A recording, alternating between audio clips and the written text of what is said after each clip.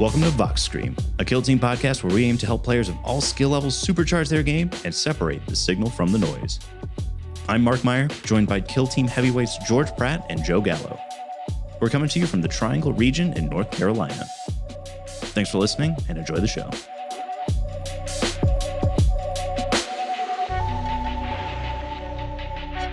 All right, y'all, welcome back to Vox Scream. We got a fun episode in store for you today. We got a little something different. You might know that we're all in the studio today except Joe. Joe's joining us remotely, and we've also got a guest joining us. We got Mark French, who is the organizer of our local league, all-around cool dude. Mark, how's it going?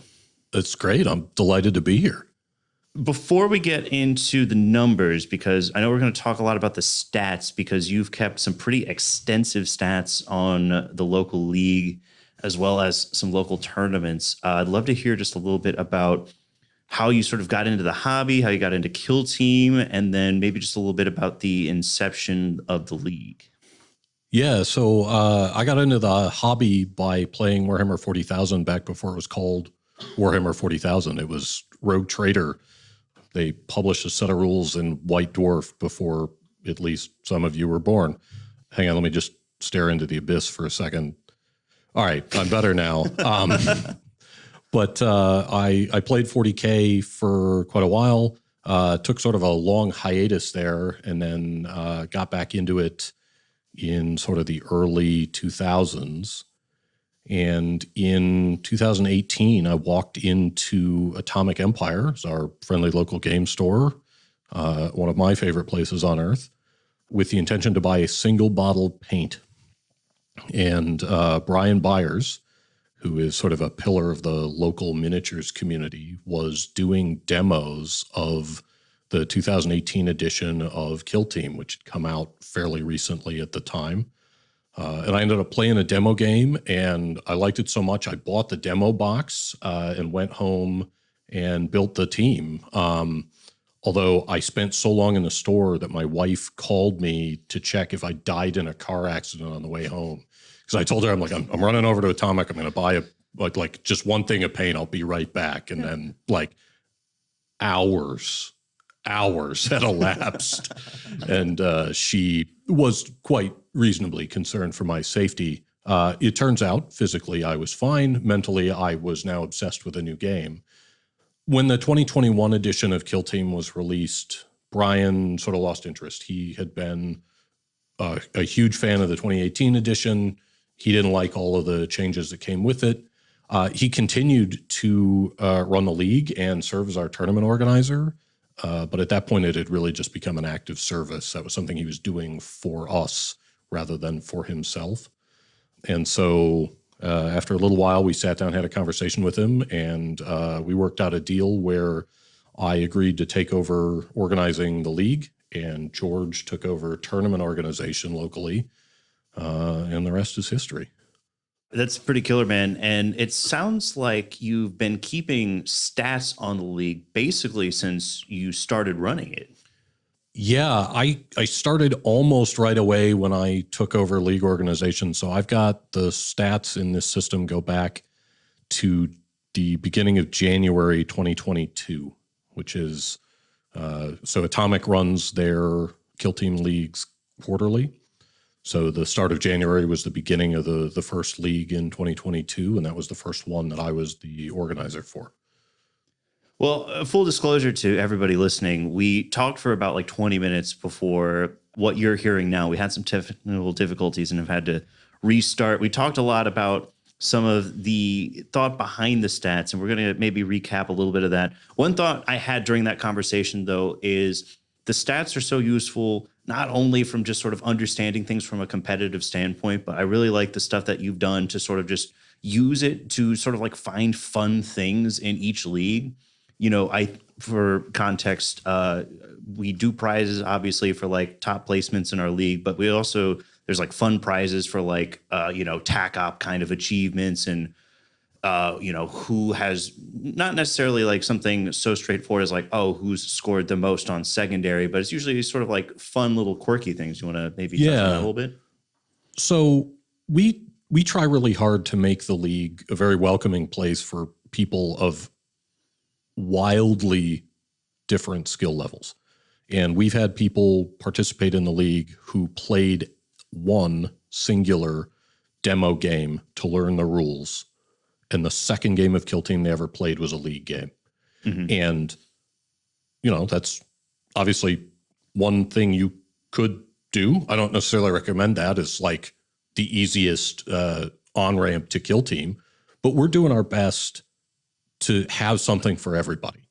So my goal at the end of a league is that I hand out roughly half of the prize pool based on performance. So, if you're on the podium, you get a prize. Fair enough. And then roughly the other half of the prize pool goes to people who have done something interesting. So I think last league we gave a prize to a couple of people who we had more than one person put up more than one tied game in the league, which is just weird, right? Like that doesn't tend to happen. I thought it was interesting that it did. Although having done that and then chatted with you guys a little bit, I actually went back and looked at the numbers, and just sort of as an interesting aside, we are generating tie games at a much higher rate than we did before. I think that's actually down to more of the community gaining more experience with the game. And as people get better at the game, they are more likely to produce close games than we used to, which is just sort of an interesting side effect. I think we gave a prize to folks who played only one team for the duration of the league, didn't switch around at all. I once gave a prize, although in that league, George happened to have done well enough that he won a performance-based prize. So there was no additional prize support for it, but he got a call out in the Discord post about it, where he played 10 different teams in 10 different games in a 10-game league because there's something profoundly wrong with his brain. Yes, I will be the first one to agree. There is something broken inside of me, and I am really trying to nail down Brood Bros at the moment, and I'm, I don't know, like 20 games in, and the ADHD struggle is real. I am struggling to stick with this team. Ironically enough, though, we call it the honorary Joseph Gallo Award. No, because whenever I say I'm going to switch, I switch. Yeah, but the other interesting thing, Joe, is that there are, in fact, 2 players in the current league who have posted games with more different teams than you have. Oh, yeah, because I've only played, I think, Scouts and M. And a game as Inquisition, which was this week's game that we're going to talk about later. Which... we'll get to it. Yeah, we'll get to it. Yeah, so they're the current, having played 5 games this league, we have a player who has posted games with 4 different teams, and then several, including Joe, who have done 3. What do you think is more the norm in our local meta for somebody to really stick to a team for the entire league or to kind of bounce around? I think it's shifted recently. Within the last several leagues, sticking to a single team has become more common. In the very early leagues, the only people who stuck with one team were the people who owned only one team. And most people tended to bounce around, at least on average. I was always the odd one out. I always pick a team and play it the whole league. But my brain is broken just in the opposite way of George's. More recently, I think we have a group of players who have become more experienced and are really trying to buckle down and get serious about a team and really learn one team inside out.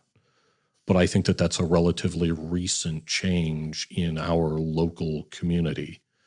And so I may end up going the other way this league. I don't know. We'll see. If it turns out that it's roughly a 50-50 split, that, half the people in the league did one thing and half did the other, there's probably no prize for that, right? It's just, right. I just kind of look for interesting stuff. Yeah, and I mean, you always seem to find it. I can think of like some stuff where you gave a prize out one time for somebody who denied the most secondary points. I thought that was really cool. Obviously there's, the no fear prize for the hardest strength of schedule. I think that one's really cool and always fun to see, you know, who had that terrible luck having to go up against, you know, you, George, and Joe in a single league. Yeah, that's a go-to. We've given out that prize, I think, every league. I think 2 leagues ago, Jimmy got it, James. Yeah. I think that was his first league, and he ended up going against me, you, and Joe. Did you end up playing Jimmy too? I think I still haven't played Jimmy. I really want to. I think he also played both Chris and Eddie in that same league. Oh, yeah. Brutal. All the heavy hitters. And he's still with us. So like if you're listening, hey James, glad to still have you around, man. That's a brutal run. Yeah. Yeah. I swear when we weren't trying to make you quit, we were trying to make you stronger, better. So for a long time, because it was what people specifically asked for, league pairings were 100% random. And for the last 2 leagues, we switched, and it's now results-based.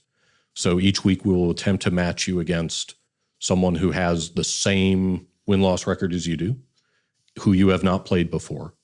And where that leaves us with multiple options, we will attempt to use your ELO rating to sort of balance things out and try and give people the best matchups possible. Originally, when we had fewer people in the league, we did it just by win-loss. It was very straightforward. And folks complained that, like, I always play the same people. I want to actually get some more variety. So no problem. We went fully random. And then recently, it sort of became apparent that, particularly for newer people, they tended to walk in to league and just at random, some of them got steamrolled. And that was no fun, right? Like no one is enjoying that on either side. And so that was a problem. So in an attempt to make things more accessible, we switched to the current system, which is results-based. And I have long said that I run the league as something that vaguely resembles a democracy. I put up a poll basically after each league before the next one starts and ask people like, hey, do you want me to include Beta Decima? I've probably won't put up a vote for that anymore. I think the community has spoken. Yeah, I think if you put up a vote for that again, Fuck you is what they said. They said, "Oh, I've never played Beta Decima. We could do two games out of a 10-game league." Yeah, and then the next league, everyone went, "Yeah, that Beta Decima thing. Yeah, we'll skip that." Yeah, never again. What I said was, I'd love to give it a try, and after trying it, I was like, no thanks. Well, yeah, and fair enough. But like in the current league, the split between open and into the dark was decided by vote, right? And let's be clear, I run a miniature dictatorship over here, but I happen to tend to dictate what people want. Yeah. And that seems to have worked out so far, so I'm not looking to change that. I also think it's worth pointing out that I think the overwhelming majority of players for this current league voted to keep the sort of matched pairing system that was implemented last league. We did sort of briefly touch on this during the lost tapes of Vox Scream. The lost sessions. The lost sessions, yes. But can you just really quick explain for the folks at home who may not know, like, what is an ELO kind of system and how does it function? So first of all, interesting fact, it's not an acronym. It's a word. It's ELO. It's named after the guy who invented it. It is a rating system that is primarily used in chess. It's not specific to chess. It's just that's where it's most commonly used. And it looks at past results to determine for any given pair of players who are going to play a game against each other, which of the two of them is more likely to win. And it's designed so that the player who is more likely to win gets less benefit from winning. So if you produce a big upset, if you defeat someone who is rated much higher than you, your rating tends to go up quite a bit and theirs comes down. And the idea is that over time, everybody sort of settles into the correct rating number. And for our stats, I am able to automatically calculate a rating for every player that is updated every time they post a result. But we also calculate a rating for every faction. So I can tell you numerically how good novitiates are. Now, ELO is not a perfect system. It has obvious and well-documented flaws, but it is the best system available to me that I can cause my system to calculate automatically without causing me a great deal of headache. And for anyone who's played Overwatch or other team-based video games, you might know the system as MMR. No idea what that means, but that is what it has been called there. That one is not named after someone. That actually Correct. is That an one's an acronym acronym. for matchmaking rating. Correct. Sure, Yes. great. Now I know what that means. Yeah. And it works on basically the same mathematical principle under the hood. I guess maybe it would make sense to talk about the current league. Let's work from front to back. Let's talk about the current league, and then let's kind of jump into some of the larger like macro trends. Yeah. And maybe some of the historical data. All right. So just a peek behind the curtain for the audience here. I was asked for one specific stat about the current league in advance of this. I have pulled that stat. There is currently one undefeated player in our league. You guys should look him up. He's a local. His name's Mark. I understand he runs a podcast called Voxcast. Vox Cream, actually. Oh, yeah. No, sorry. No wonder. I had the wrong name. How dare you? Okay. That's this is why these guys are the host and I am the guest, ladies and gentlemen. Fascinating stat about the stat is that guy didn't ask for the stat. It was Correct. someone else on Yes. the pod. He did not. This is not an effort at self-aggrandizement. Although it is also worth noting that he has not played all 5 of his games so far. He owes me a makeup game. It's true. I have to square up against Chris sometime in the next few weeks, and that's going to be tough. Chris is always a tough matchup for me. We played Vetguard versus, Space Marines, the Space Marine team that everybody plays. Intercession, yeah, the really popular team. We've played that matchup so many times, and it would be really fun to rematch that again, but I think we've kind of both moved on from those teams and are doing some new stuff now. But what other stuff from the current league is really kind of jumping out from the page at you? Yeah, so we talked about it a little bit before. I find it interesting that almost exactly half of the players in the current league have stuck to a single team so far. Which is interesting. It's a higher proportion than we're used to seeing. And normally at this stage in the league, we would expect to have more than one undefeated player. Not a lot more than one because of the way our pairing system works. We tend to just slam undefeated players head first into each other until one of them breaks. Right. But this has been, I think, one of the broader splits, one of the more even spreads of win percentages across the first half of this league, which has been interesting to see. Yeah, and it makes a lot of sense to me when I think about it in context, because I think a lot of players in our local scene are probably sort of playing that one team that they're going to bring to Nova. I know a lot of players from our local our local competitive scene are going out there, and so I imagine a lot of them are getting that tournament prep in every week. Yeah. I mean, do I have it right that just like amongst people who are in the Atomic Empire League, that we are sending 3 teams to the Nova Team Tournament this year? I only know of 2. Okay. But that's possible. No. If you're thinking, so me and Mark are on. Me, Mark, and Eddie. You, Mark French and Day. Andy. Right, because we've got Scott Jeremiah, and Andy on a team together. So that is 3 full teams for the team tournament. Yes. Yeah. Yes, and then they are not doing the grand because, in their words, this is a dead game. Whatever helps you sleep at night, fellas. Look, I'm very pro fun, and if you're going to have fun on a Saturday, like just going around the show floor and playing games, I'm all about it. No, unironically, yeah, they wanted to go play Spearhead. I want to play some Spearhead at Nova too. I've almost got my Magakin painted up. Right, no, but they're not. No, they're not. Bear in mind, they're going to play like in the tournament Spearhead.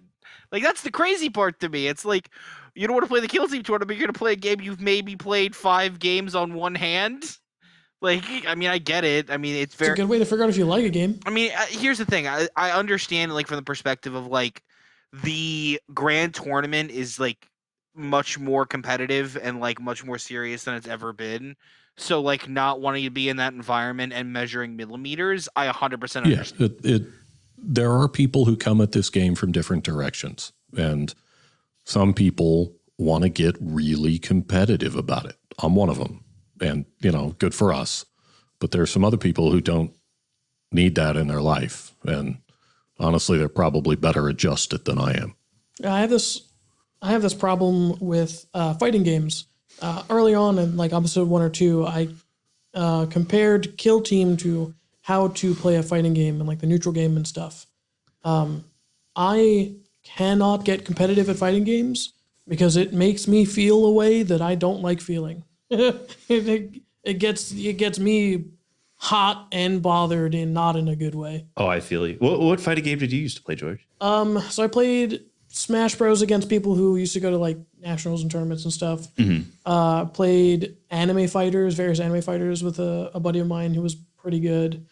I did like what's the Soul Calibur? Soul Calibur a little bit. Were you a Guilty Gear guy? I was a Guilty Gear guy. Yeah, Guilty Gear, Blaze Blue, and anime fighters. My favorite was Dragon Ball Fighters. Did you play that game? No. Oh, that game was so sick. That was after I stopped playing. And I never got good at any of these games. I'm going to date myself here, but it was Killer Instinct. Yeah. I never got good at any of these games. I was only good enough to get my fundamentals to an up state where I was able to compete with people who were way past that. But like I didn't bother learning frame data or iframes or hyper armor nonsense. Just couldn't do it. Hey, Mark, by Killer Instinct, do you mean like the instinct of like hunter-gatherers because you're literally talking about cavemen times, or are you talking about the popular video game? I mean, look, there's no need to call me out like that. It was uncalled for. Just because I used to ride a pterodactyl to school, you don't have to come at me like that. Yabba dabba do.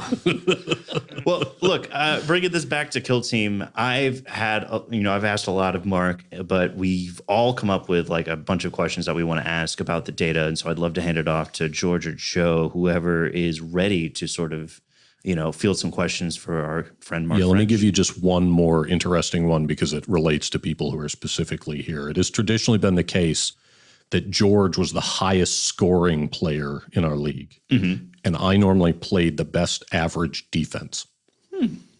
This league, that remains true. George is scoring 18.2 points per game. Damn. Which is a big number. That's a lot of points. That does not include painting points, folks. That's scored on the objectives and the attack ops. That is a lot of points. Points. That's crazy. Yeah. The flip side of that is that I am allowing less than 11 points per game. Oh, dude, that's nuts. Yeah. And I think that a fair assessment would say that George is better at this game than I am. But like, we are good at different parts of it. And this is just another example of how. I think the difference there is that it's just, I feel like, especially this league too, it's so interesting because I think you're both learning new teams, and for those trends to be apparent while you're both learning new teams instead of playing something that you're extremely well familiar with, it's very striking. It speaks to play style. Absolutely. I mean, play style really does show through even across different factions. Yeah. I spent a long time bemoaning last episode how I would really like to play Exaction, but they are not my play style.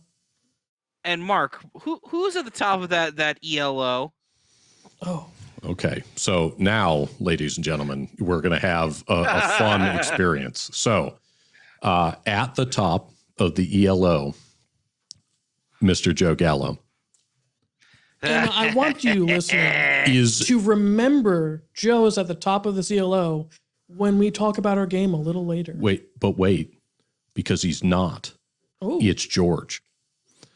Joe, you are at the top of the ELO if you include tournament data. But including all historical league data in isolation, George has got you beat. It's George and then Joe and then me and then Mark Meyer. Hey. All of the people on this show comprise the top 4 in league ELO rating. I'll take it. Nice. Sad.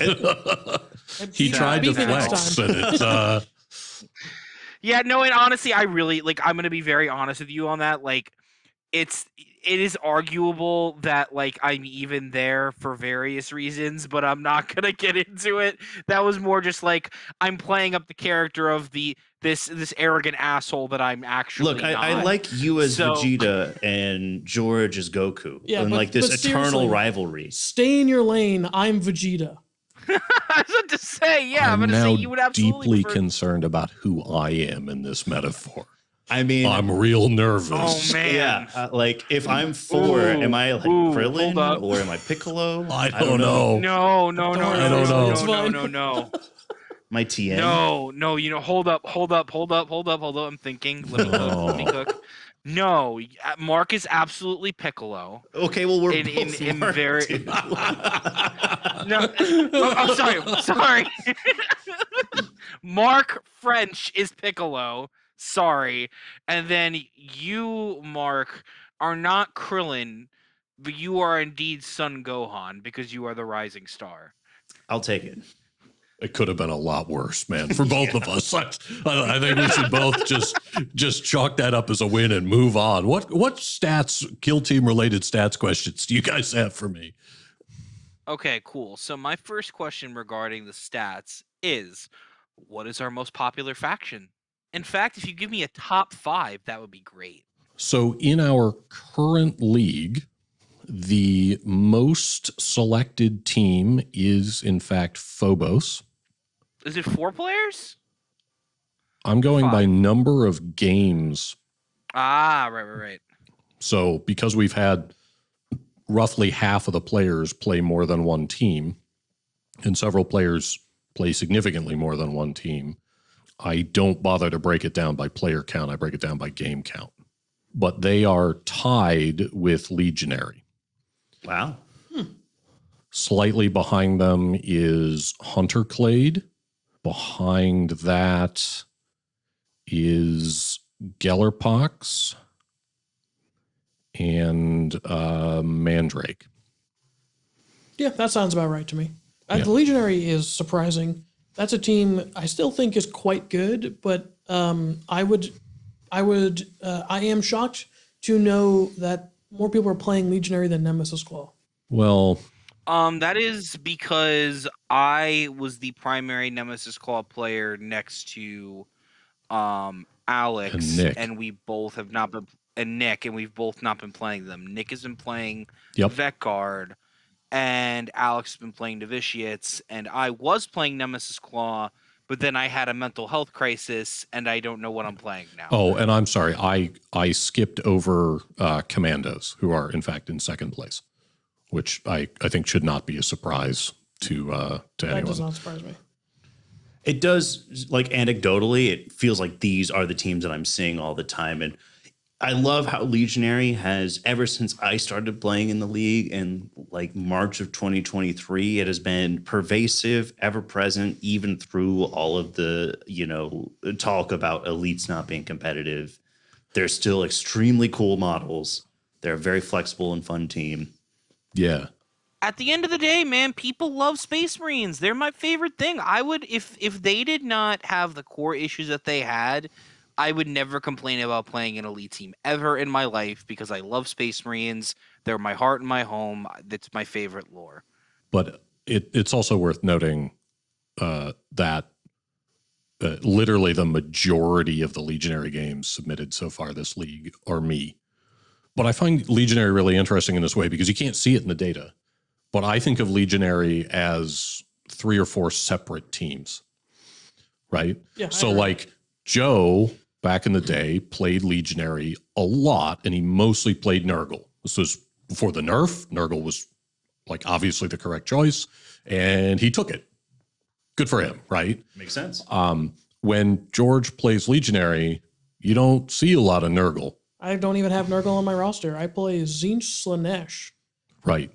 And I play a 100% pure Khorne Legionary list because that's just my playstyle. That's not strictly true. Technically, I have a Zinch Balefire Acolyte because, rules. But I'm playing them because I intend to take them to Nova, and I intend to take them to Nova because they are my hobby project for this year. I'm doing a full conversion because I, in fact, do not agree with you I don't like the models. I want them to be very different models. I don't want any spikes on anybody. Dog. I am a loyalist lapdog of the Emperor, and I make no apology for it. I mean, it's okay to be wrong. You should, you filthy loyalist. Do you want to take a second and flex on your hobby project? It's kind of insane. Dude, I don't know if I want him to spoil it, dude. I honestly just want to say Mark is going to win, and y'all get to see it when it comes out. Come to Nova and see it. I would be much more comfortable flexing on it if I were much farther along in completing it right now. Totally understandable. Let's just have a moment of honesty here.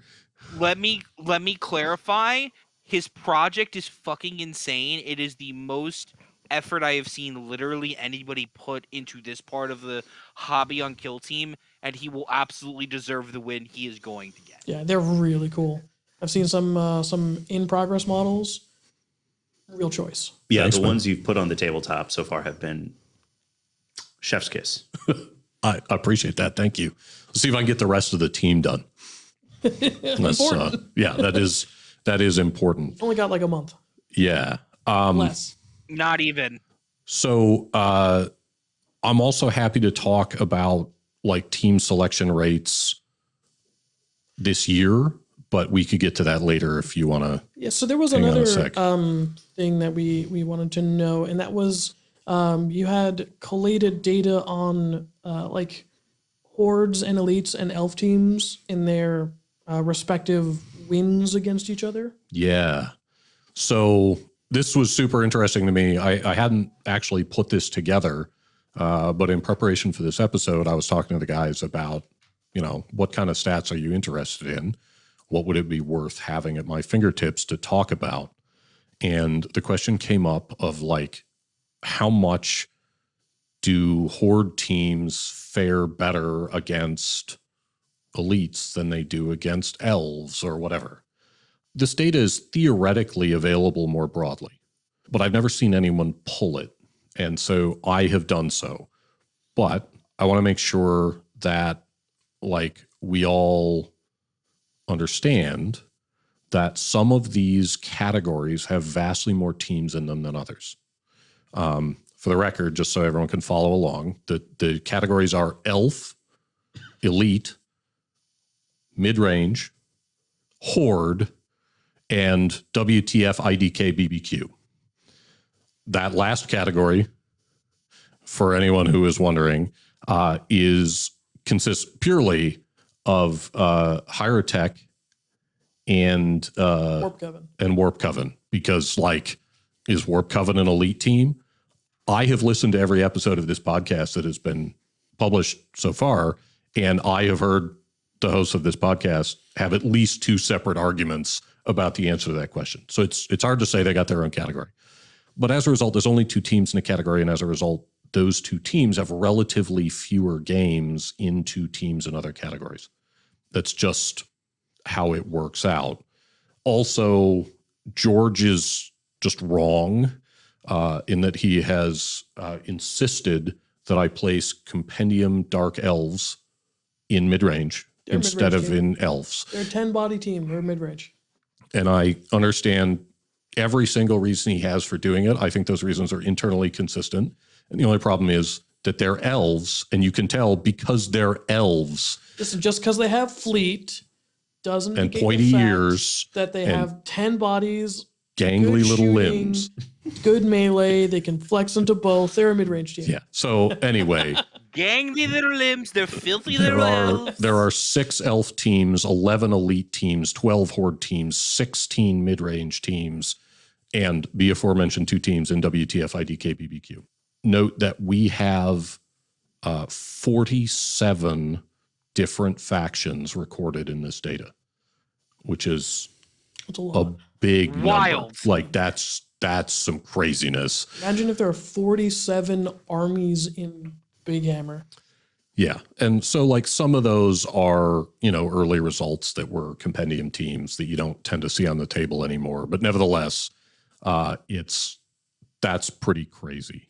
So with that out of the way, in 2024, because we need to choose a large enough sample that statistics has any real power. This is a basic problem when you're looking at stats. I think it's one of the key problems that we have seen looking at like tournament results, is that the number of games is small enough that you end up with not the law of large numbers, you end up with the law of small numbers. And for anyone who didn't accidentally get a math degree along the way, the law of small numbers says that if you have a small enough sample size, literally any result is possible. If you sat me down with Orion Wilfong and he and I played one game, I could win that game. I probably wouldn't, but I could.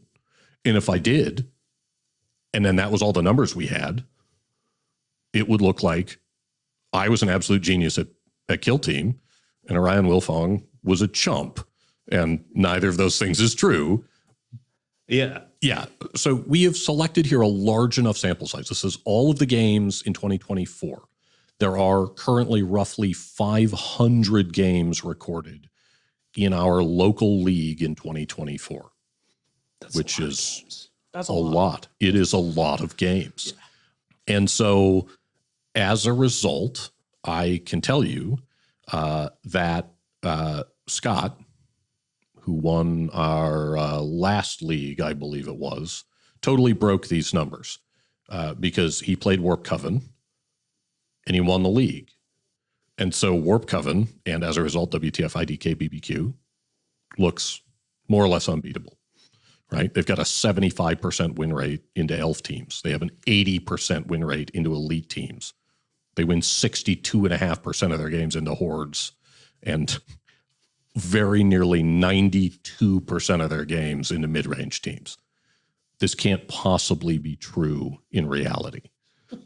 But it's what our numbers say. And so, like, this is the problem. Scott would say differently. Well, Scott would argue. And You would argue but that just point. to note that the number of actual games involved there are 4, 5, 4, and 8. Oh, sorry, and 6. The last number is 6, not 8. I gave it too many games, right? So it's just a very small sample size. Some of these other ones have much more reasonable samples. And so we can see that hordes do not do terribly well into elf teams. They do pretty darn well into elites, and they are actually most successful into mid-range teams. That doesn't surprise me all that much. No. Yeah, and that's generally what the accepted consensus from the community generally is. Right. And this is, to me, kind of the magical thing about these stats, is that often the things they tell us make sense, that our intuitions about the game are generally reasonably well-founded. And it's kind of nice to have your gut checked. That's I think, actually pretty valuable. It's also pretty obvious looking at these numbers that elites are in kind of a rough place. They have a barely positive win rate against elves, and they're underwater into everybody else, which I don't think is a shock.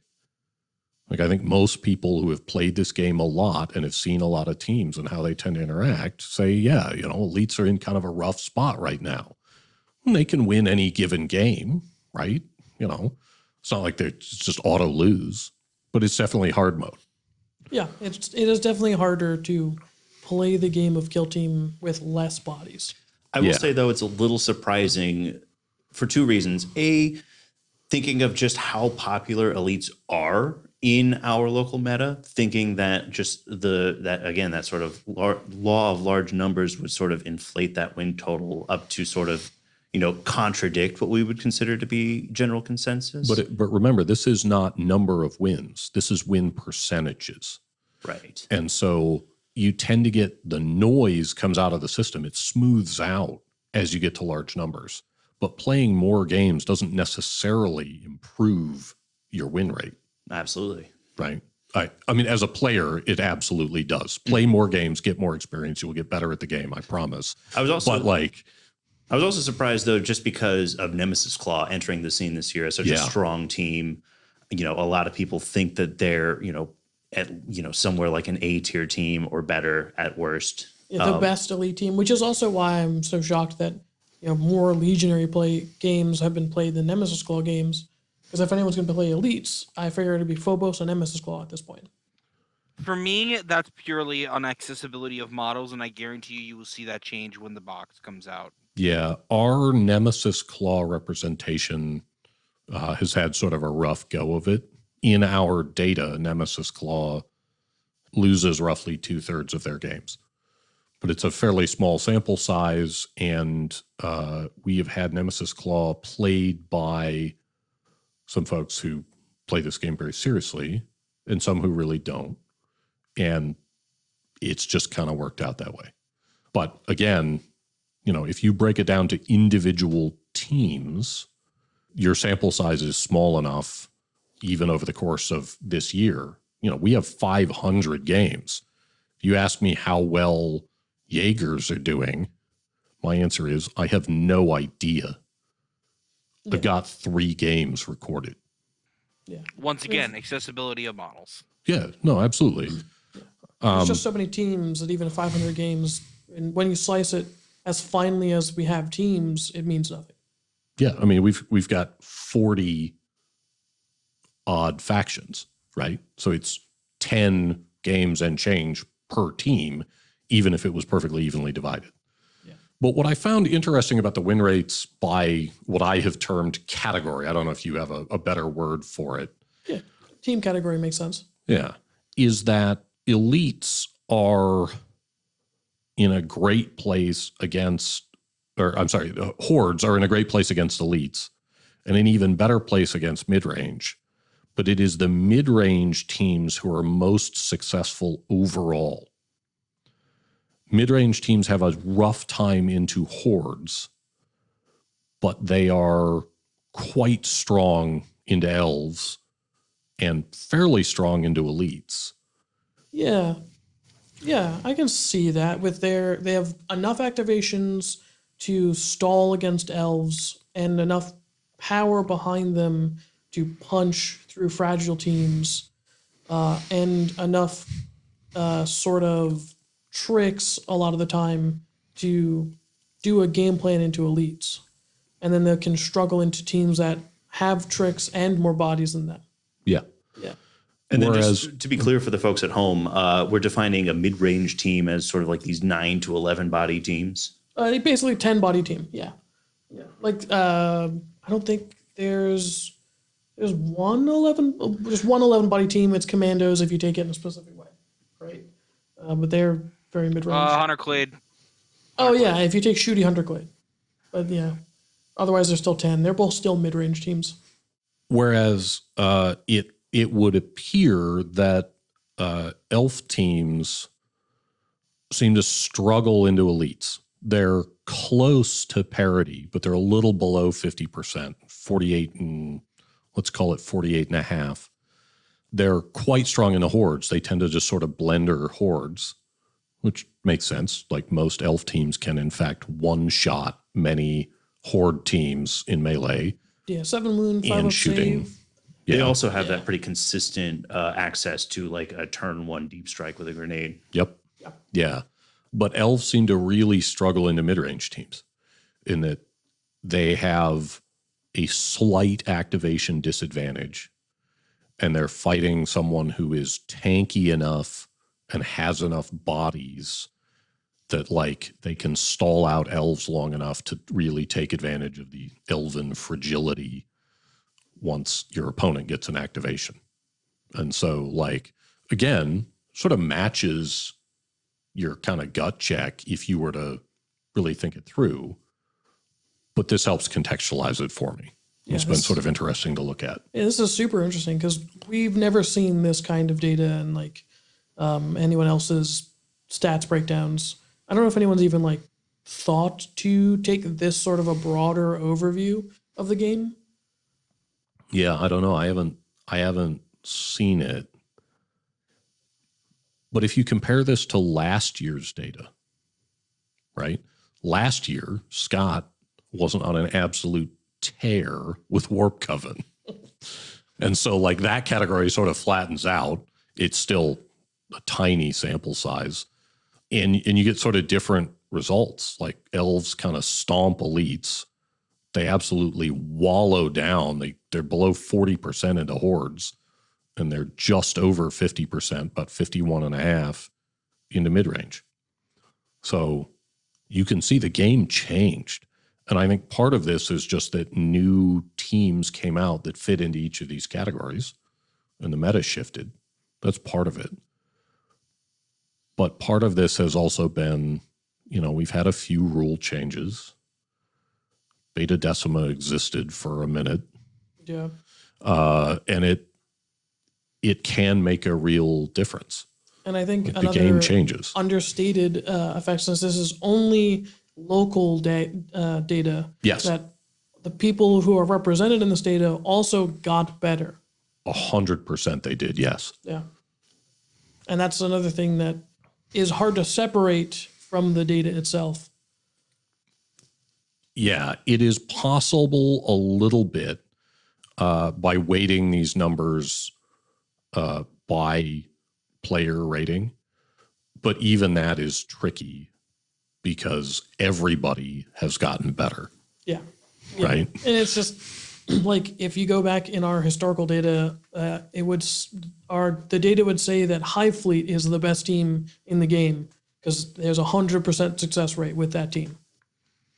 And like, I don't know if there's any other team that 100% win rate. But that's just, I went through an entire league undefeated as Hive Fleet. So 10 games, 0 losses. I mean, in 2024, they've only got 3 games recorded, 2 wins and 1 loss. That's pretty good. I haven't been playing them. Yeah. I mean, that's pretty solid for a companion team. Yeah. Right. Last league, I played Talons of the Emperor because I let you talk me into it like an idiot. It was good for my game. It was valuable to me. I gave you plenty of different things to play, and you were like, "No, I'm a loyalist."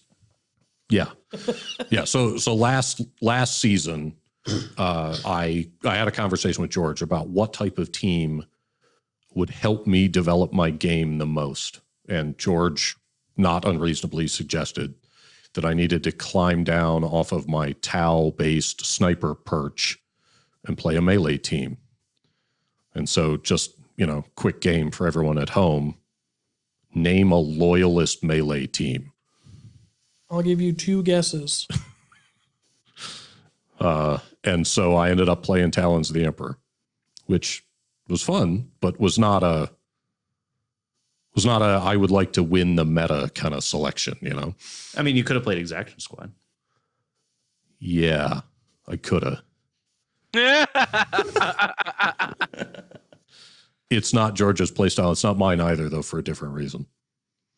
Totally agree. But yeah, I'm not looking at him now. He's playing all Khorne Legionnaire. That's right. Yeah.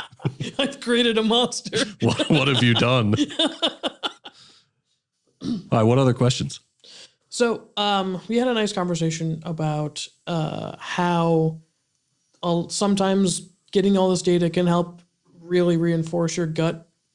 Your gut's intuition. Yeah. Now I want to talk about, because we have data on initiative and how initiative and win rate are correlated.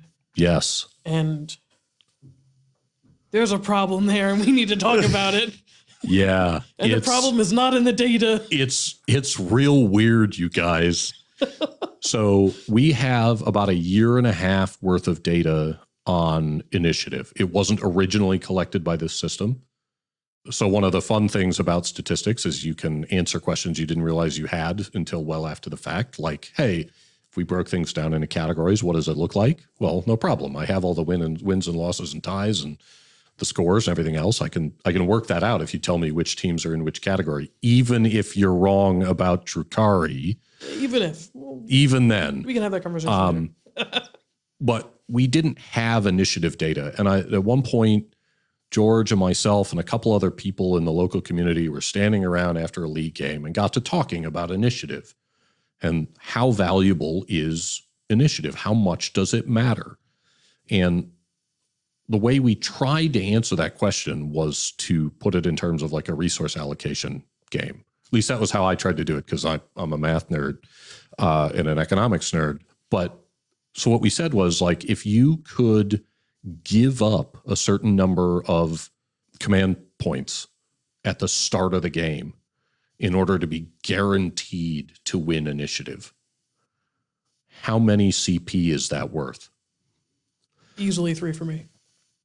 Well, but it depends, right? If you could be guaranteed to win initiative and you got to pick on which turn, like at the start of some turning point, you just said, I am going to just win initiative this turn. That's probably worth 3 CP. Yeah, absolutely. Yeah, that's why I'm mad that Pathfinders can do it for 2. Look, man. Hate the game. You don't got to glare at me when you say it like that. But every time. You know, if you could be guaranteed to win initiative on 2 turning points, but you didn't get to pick which 2, how many CP is that worth? Probably less, but is it worth 2? Probably, yeah, you know. Probably. You know. And so we went back and forth on it for a while, and eventually it was like, well, let's find out. So I added it to the score system, and this is part of a trade-off, right? We can get more data. We can answer more of these questions. But every time I ask for more data, every player has to type it in every game. And so initiative seemed worth it, but there are other things I would love to know which specific TAC ops everyone selected. I don't ask. I only ask which TAC op archetype you selected because it's pretty easy and people generally remember. So it's easy to put into the system, right? But we started collecting initiative, and I can now tell you that if you win the role for attacker defender, you've got about a 54% chance to win your game, which is a little bit surprising. I think that's a bigger difference than I would have expected. Like 54% is actually pretty significant at this scale. You would want it to be 50, ideally. Yeah, probably. I mean, I don't think you want it to be 50. I think you want to win the role. Yeah. I think it should matter if you win the role. But the question is how much, right? And so, okay, let's say you win the role. You got a 54% chance, 54.1% chance of winning your game, according to our data in our local meta, like all of these caveats apply, right? However, if you are the attacker, whether you won the role and chose it or your opponent won the role and chose defender, if you are the attacker, you have a 55.1% chance of winning the game. Attacker turns out to be pretty valuable. Yeah. I love placing my models down last. Don't we all? I mean, I main Pathfinders. I definitely want to deploy last, and then I want to get that alpha strike every time. That's my whole deal. Can I put out a theory as to why that might be with us in particular? Yeah, sure. I think that might be because we play a lot of elites here. That's my theory as to why that is.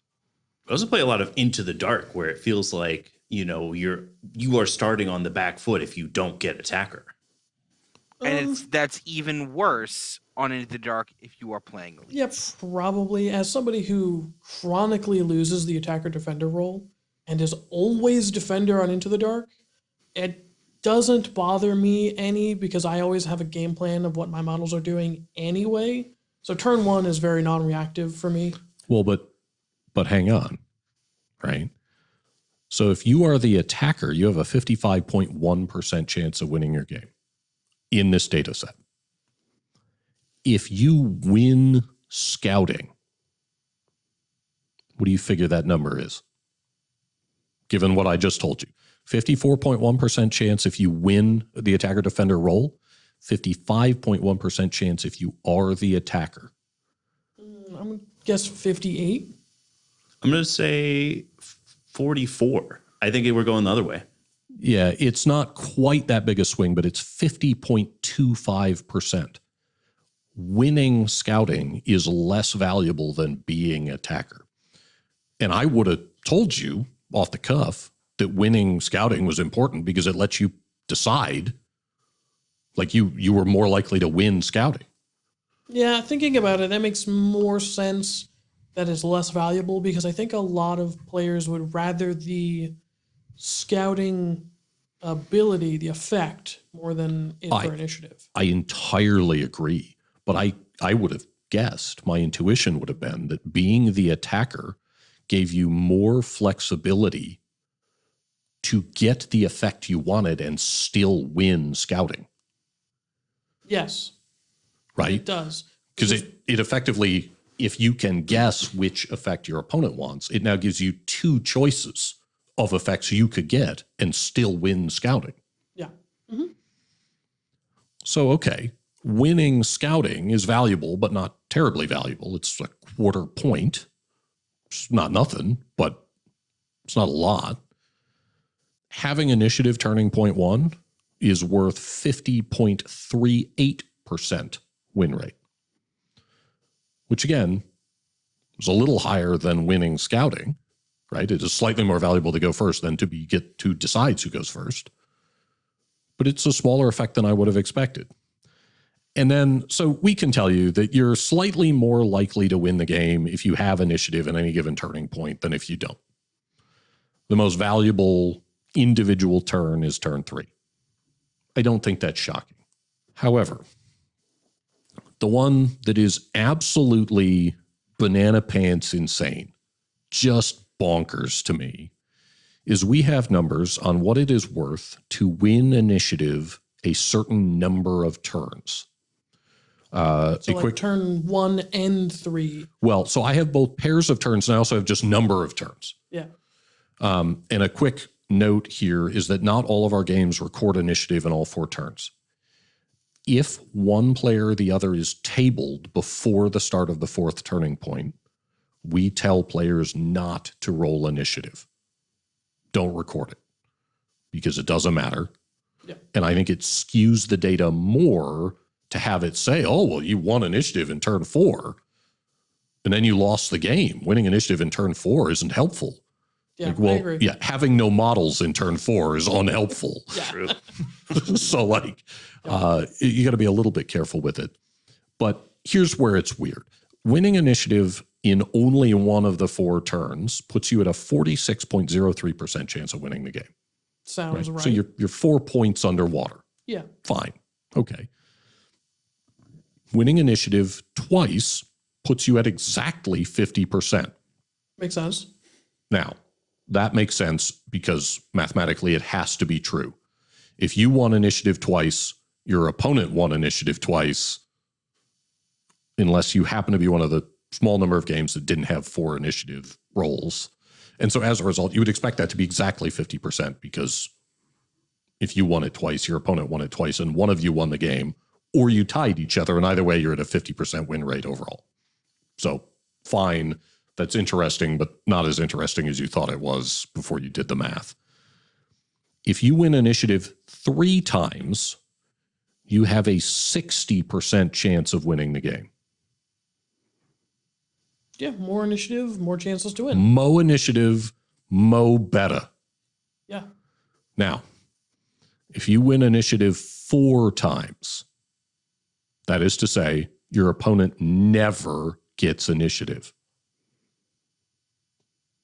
51%.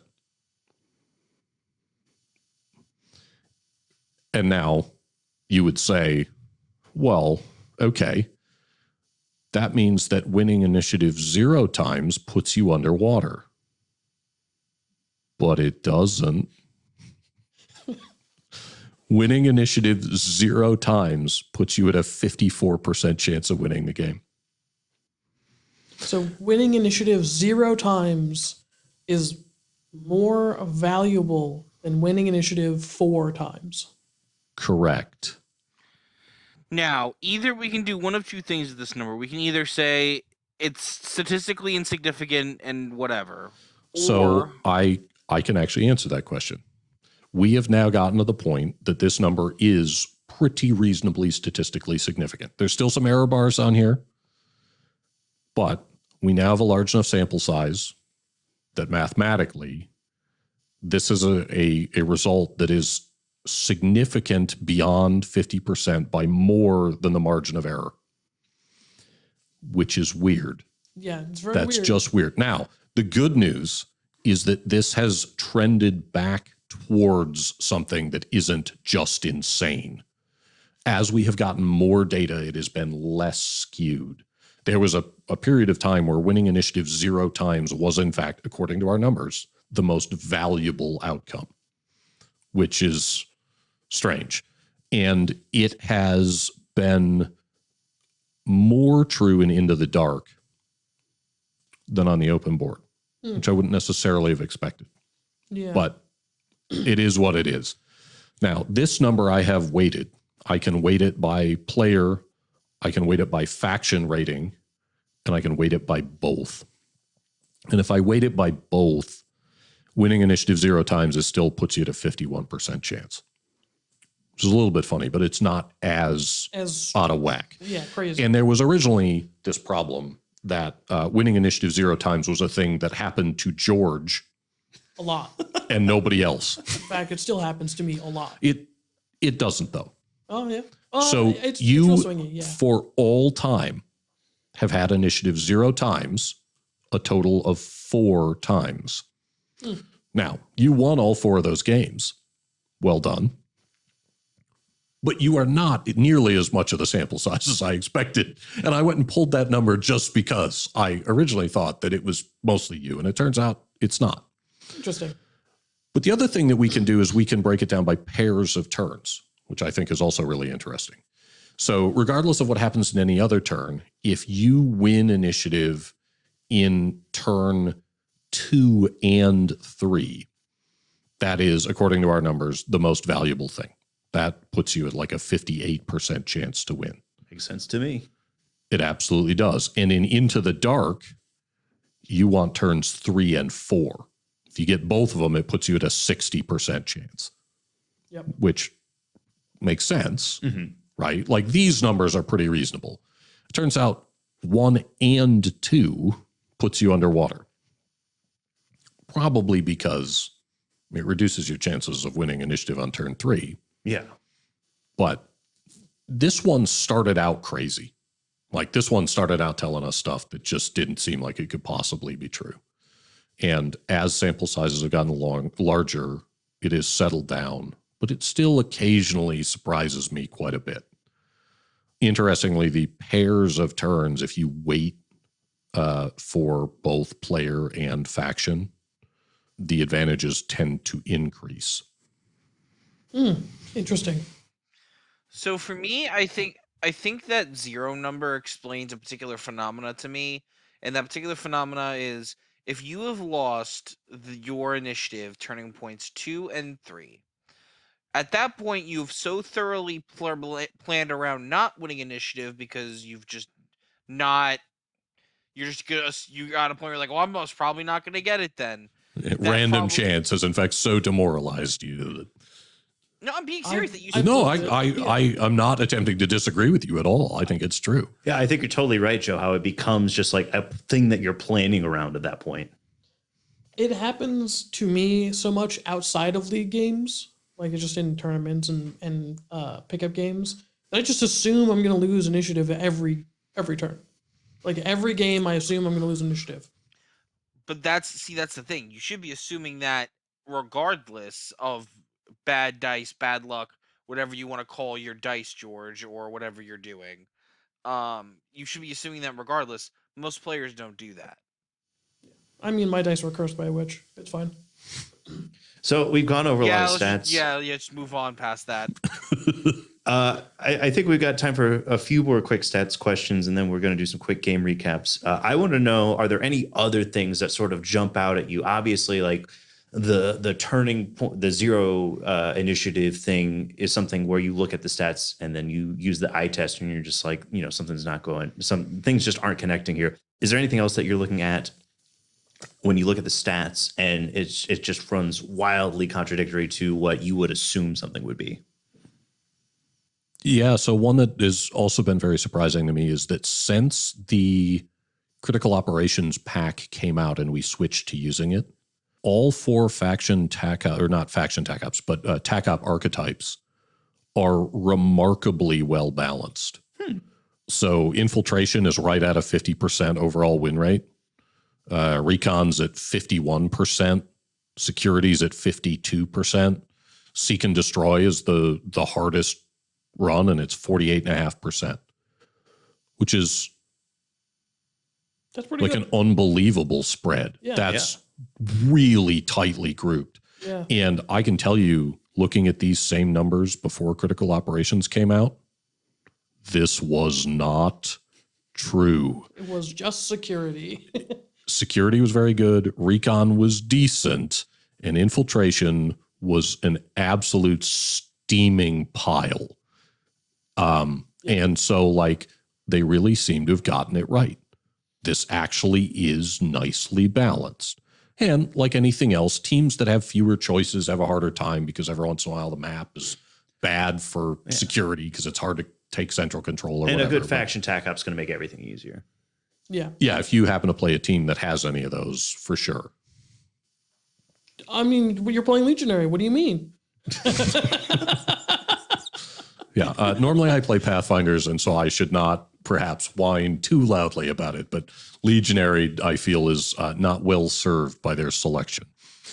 You don't say. Harder seize ground, Yeah, harder executioner. yeah, yeah. So bad. I'll just take regular Executioner, thanks. Yeah. It's rough. Right. Yeah.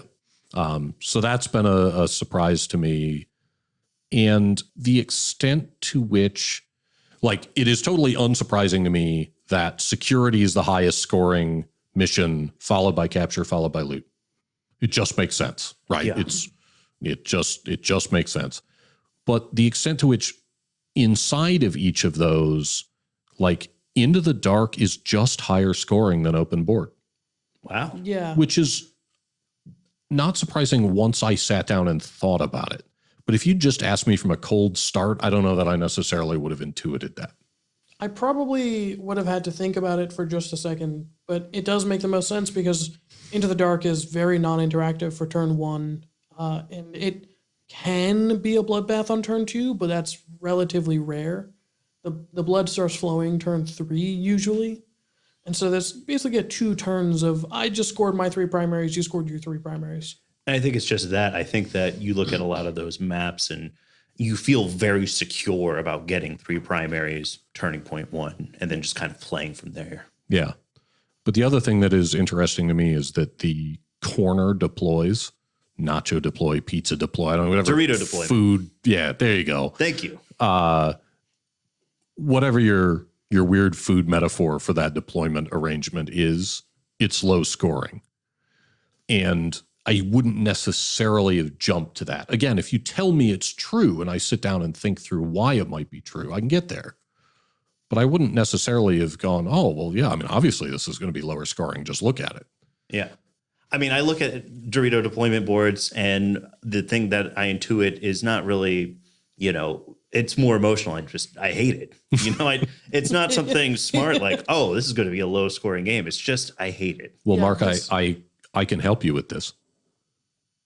Stop playing Gellerpox so you don't have to deploy in a corner with your 18 billion little fucking models. You're right. I should go back to playing Vet Guard. That's going to make things so much better. Yeah. Great. Listen, but like I hate. there is an upside to elites. I hate all of you. I hate all the teams you play. You guys aren't playing elites. I will say I do really love the idea Mark, of wait. playing a game in like less than 2 hours as elites. That sounds just incredible. I played a game in less than 2 hours with Chaos Cultists back when they were still 50 models in Gellerpox. Just gotta play fast. Yeah, we've established that there's something wrong with you, though. This is very true. No, yeah. George is actually very good at playing at tournament pace. That's a talent of his. Yeah. Like, Oh, I'm sorry, Mark. Are you not like notoriously so? Perhaps. If you set the clock out on the table, I can play to tournament pace. It's fine. If the clock isn't sitting there, it definitely won't happen. At least the man's honest. I can attest to this. Where Mark French in our last tournament, Mark French and Mark Meyer played as one of 2 games for undefeated because we were only doing 3 rounds, and they did not set out their clock. And so at the end of the round, they just wrapped up turn 2 Yep. and they tied. True science fact. Yeah. And so the winner of the tournament was the only undefeated player Yep. because they finished their game. Absolutely agonizing and torturous. But if you put me on the clock, I got no problem. Yeah, well, I learned my lesson. You know. Any last stat questions? Yes. Can you tell me statistically why I'm so pretty? Yes. And the answer is psychosis. Yeah, okay, that's fair enough. Anyway, let's talk about some games. Don't tee those up for me, man. I'll swing at them every time. Some call you the swinger. That's right. What do you guys want to do first? Do you want to do host versus host, or do you want to do Mark's game, the first ever guest game? Yeah, let's do guest game first. Okay. Yeah, so this week's league game for me, I played Alex, who is running Novitiates this league, and I was playing Legionnaire. It turns out Legionnaire is a relatively rough matchup for Novitiates, especially if you're me and you play them as Khorne. It's just all Khorne. Starts Khorne, it ends Khorne. It's Khorne all the way through the middle. I did technically take a Tzeentch Balefire Acolyte, and I got the angle. I found the Fire Blast with the first activation, which thinned things out on the ground a little bit. And then it turns out that if you haven't sort of personally experienced it before, I don't think anyone is truly prepared for 5 models all running perpetual aggression. I just don't think people are ready. I can tell you from experience, I played this game a lot. I was not ready. Yeah. I asked George about the Legionary Butcher and his Brood Brothers leader model sometime.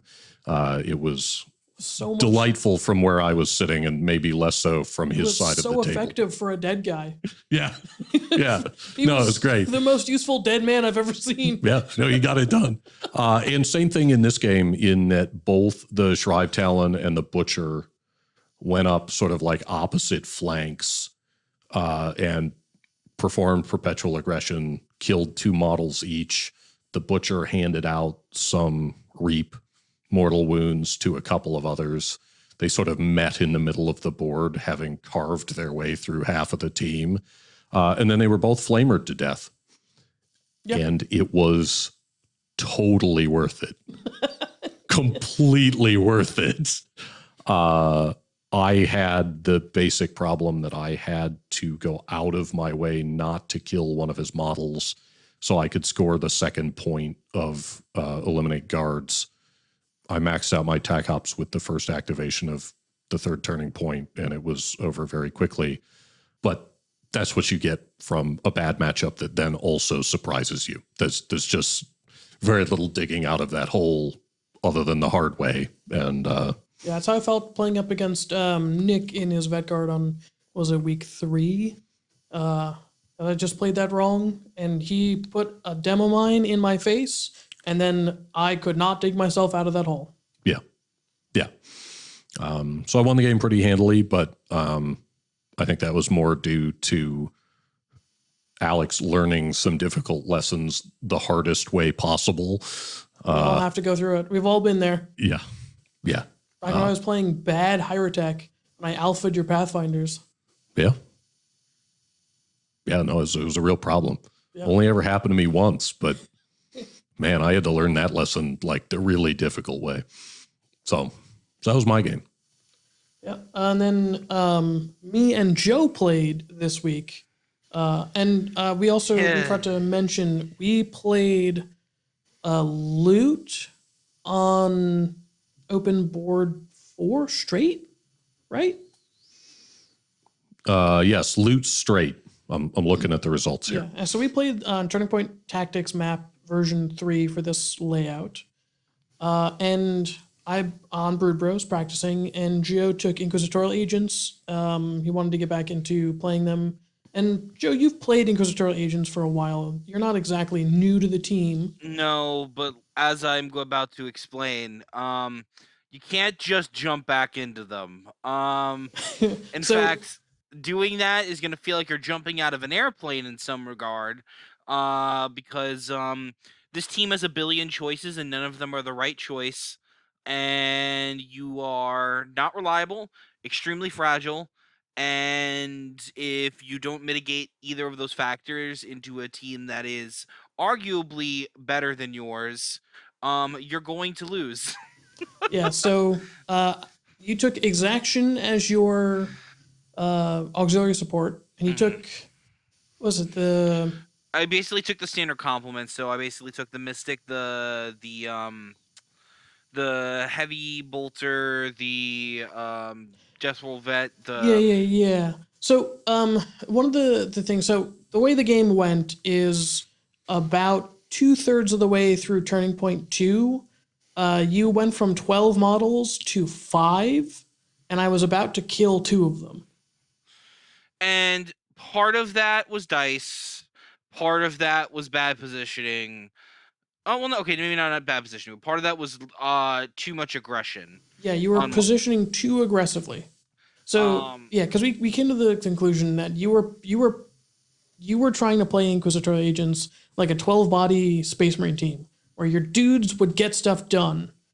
And when they inevitably died because they have 7 wounds, and when they didn't get stuff done because they're hitting on 4s, even with rerolls, like your quest keeper rolled up onto my sapper, 4 dice on 4s with 2 rerolls, only 2 hits, no crits. Unfortunate, but that is how hitting on 4s be, even with double balance sometimes. yeah, and I wanna make a point of this specifically to talk about the WTC results briefly as well. Um if hordes are going to exist in this game, which they're going to, I don't think they need to be both 14 slash 12 slash 11 activations and also extremely reliable in shooting, which is what the Brood Brothers has and what Wormblade has, which is we just saw we're doing very well. If we can't figure out the elite thing with that, with the how to mitigate activations, I think the what elite players and horde players can come and shake their hands on is that you can either be out activating me and okay at shooting, or reliable in shooting and like less activations. You can't have both, because that's how you get Brood Brothers, that's how you get Wormblade, so on, so forth. And that's kind of the conclusion I came to at the end of this game, is that Inquisition is just like Phobos in the sense that yes, they can be good at killing, but you just need to focus more on denying your opponent and scoring the mission, which can be a difficult one when a lot of your attack ups can be also rely around killing other models. Yeah, because And we both took Seek and Destroy in our game, yeah, which I and think that's was probably the wrong call for you. yeah, but and here's my issue is like, okay, cool. I play recon and try to do recon stuff, and either I don't kill you again and die, or I just don't kill you anyway. You know what I mean? It's just like there. I really want to talk to a Spanish community Inquisition player at some point, because there are really no US Inquisition players at that top tier, and I really want to pick their brain about how they play the team, because I have a funny feeling they've cracked the code that US players haven't. And this is also a long, rambly way of explaining for me that I'm good with elite teams. I need to stick with elite teams and just accept the fact that two primary things are just going to happen with elite teams, and that's one, that you're going to get out activated, and there's nothing you can do about that, and there's a good chance that might lose you the game, even if you play perfectly. And if you don't have reliable rerolls, sometimes, for example, played a game today where you're just gonna roll a bunch of 1s and 2s with no rerolls. And this is a dice game, and yeah, would I like it more if we would stop printing teams that uh just seem to roll whatever they want because they have so many rerolls? Sure. But It's just the way the game is designed right now, and I'm gonna play better with the teams I'm gonna play better with, which are elite teams.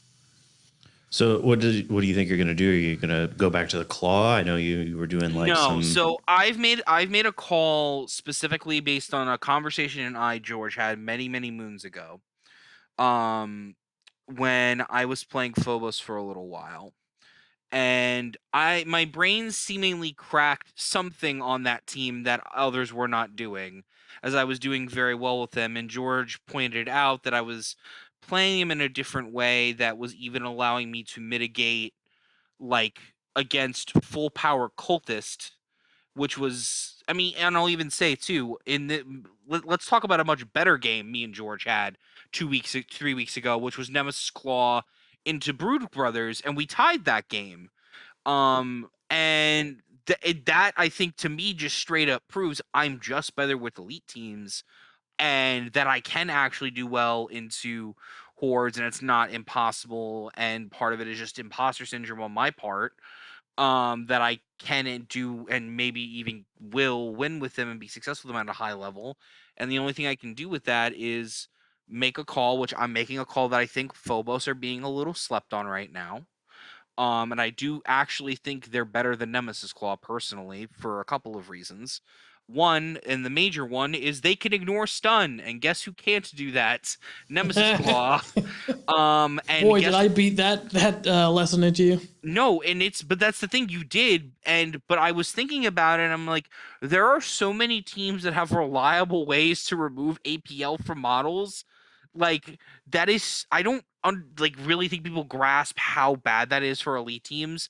And the fact that I can just wipe that out for a CP with Phobos, and also 66% of the game that is either secure Phobos secure loot or on Into the Dark, I'm doing something that no other team in the game can do and can reliably do without dice being rolled, which is playing the mission and running around like a maniac. Just pop Vanguard. Yeah, profit. Yeah, I think Phobos are a really, really good elite team. And I hesitate to say the best elite team because they do kind of struggle on capture. But you could just take a bunch of Reavers and run face first screaming at your opponent just with terror up. Like, that's a ding, thing. Ding, ding, ding. We figured it out together, George. That's exactly what I figured out. George, this is what Khorne Legionary is for. If what you want to do is take someone in power armor and run them face first and screaming at your opponent, I, in fact, have an option available to you. Yeah, but that's what I do Slaanesh with. Hey, Mark, you know how I just talked about how being injured and APL modifiers fucking sucks? Guess what can be done to all Khorne models? Everything I just said. Yeah. No, it's true. It's true. And then you also don't get the added benefit of, being able to play the mission the best amongst any of the elite teams, and arguably better than any team in the game. Oh, my great weakness is that I play way too much kill team and not nearly enough victory point team. I understand. Yeah, but that's why you have the best score mitigation stat. Yeah. You know who isn't scoring primaries? It's all my opponent's dead models. Here's a pile of my opponent's dead models. I lost the game, but they're still dead. Yeah, I have more than once in League tabled an opponent and lost the game. This happens. Yeah. Not this League, but a moral victory is still a victory.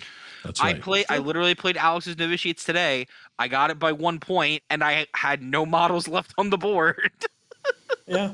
Yeah, so Joe, you played Alex in the League, I played Alex in the League, and then Mark just played Alex in the League. Yeah. And it sounds like what he did go through was like some DBZ, like hypergravity training, and it just turned into like a real contender to put you into a 1-point game.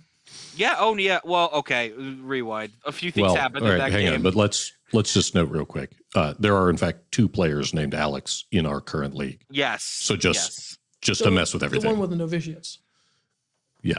Yes. And one of them is not quite at the top, but is in the running for the Strength of Schedule award. So, No. I wonder, is it the one who played both Joe?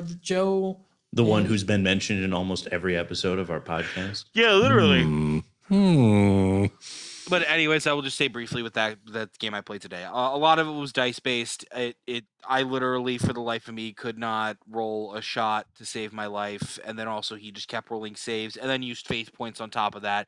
So my dice were doing no damage to 7 wound models. Yeah, that's what novitiates do. Even when I roll hot into novitiates, if it is a gun, I'm doing no damage. But it's That's what novitiates do. And we just had the discussion earlier about it. Well, then okay, then just charge them. But on Into the Dark, you can't do that because they have Guardians of the Faith. So you have to like force the CP out of them, and then once the CP's out of them, you can do that. But even then, it's like, okay, I shouldn't say that. Once you deal with the 2 flamers and the plaza pistol, they pretty much fall apart.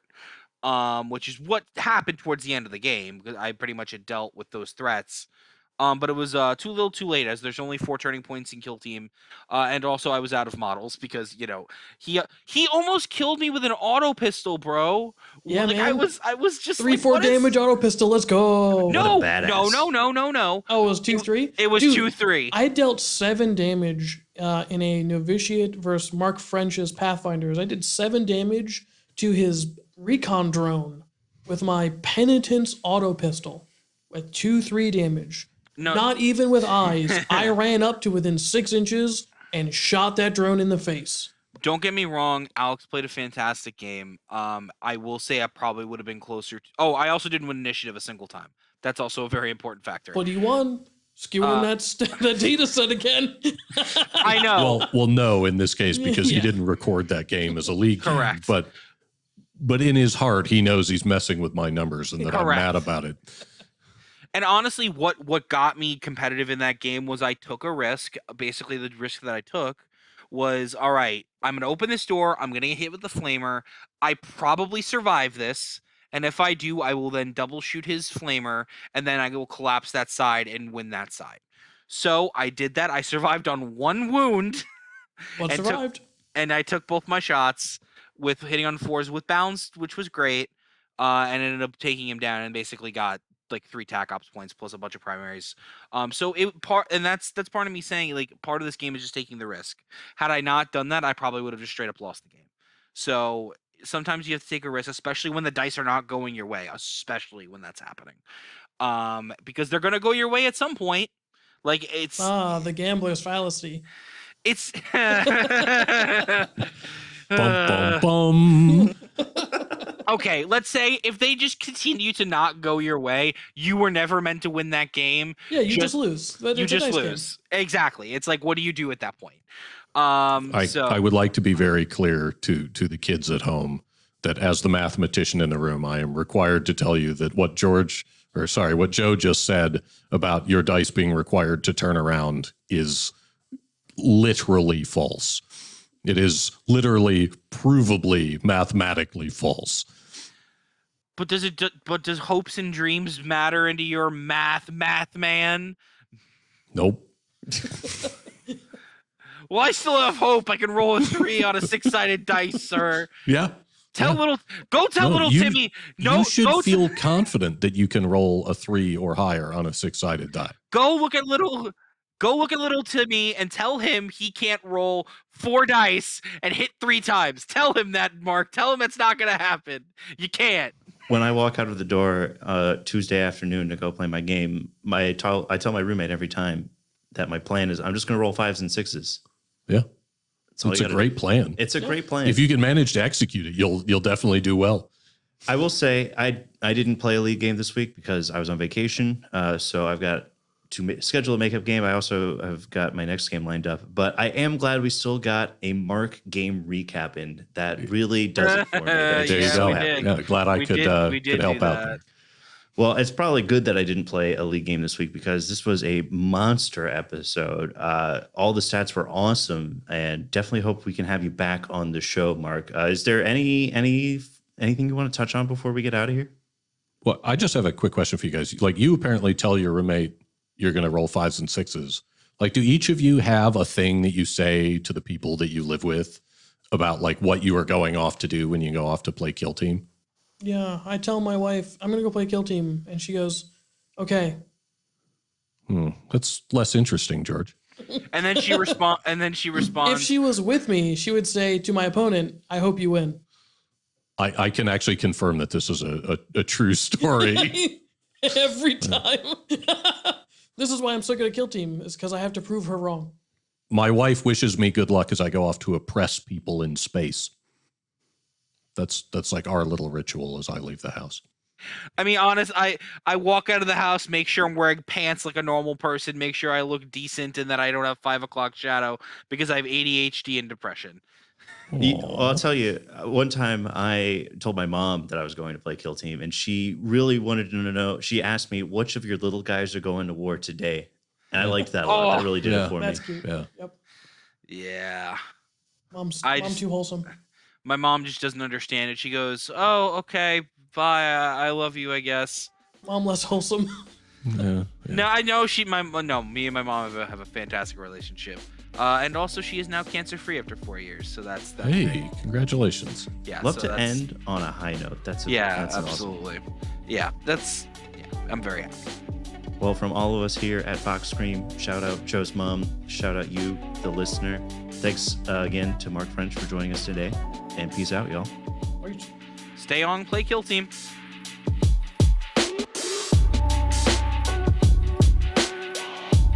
We hope you enjoyed this episode of Vox Scream. You can find us on Apple Podcasts, Spotify, Amazon, YouTube, or anywhere else you get your podcasts. Please follow, subscribe, and leave us a review. Any of those things are going to help us grow. Thanks for listening, and we'll be back soon with another episode.